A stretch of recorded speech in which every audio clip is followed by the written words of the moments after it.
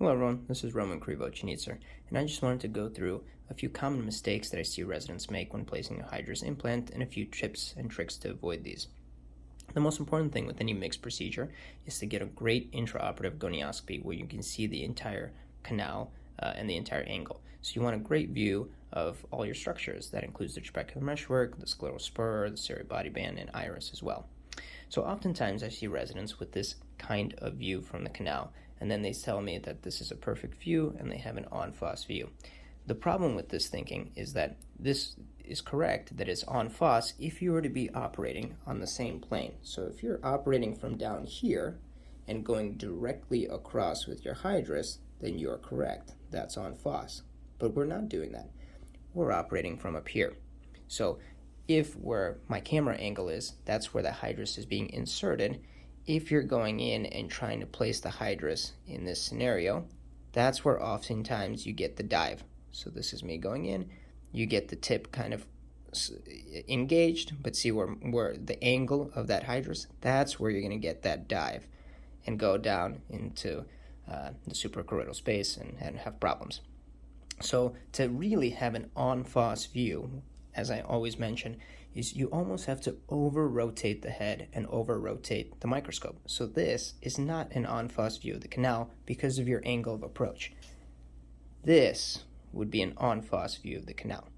So to simulate that, because I only have two hands, I'm going to put my little computer backdrop on it.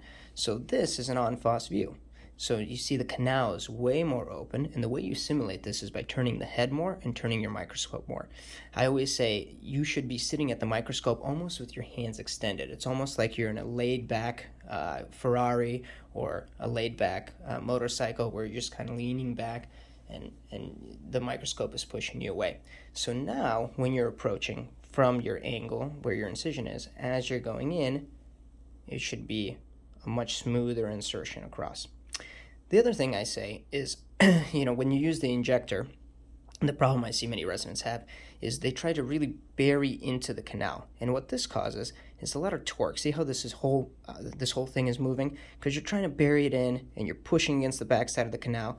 And in my case, this just falls to the back. But as you're pushing alongside the canal, that torques the eye. And as it rotates the eye, you naturally put a little bit more pressure with your left hand, with your gonioscopy hand. And that's where you're getting striae and you start to lose your view. So you start off with a pretty good view as you're going in. And then as you're pushing and torquing, you lose your view and you have trouble. So partially why I don't use the injector and use that 25 gauge score technique is that as you're entering the canal, this should be very, very soft. I mean, you're literally just gently laying the Hydrus against the canal. There is no posterior pressure. You do not have to bury it or seat it into Soames canal. You just lightly touch the canal and you slowly inject it.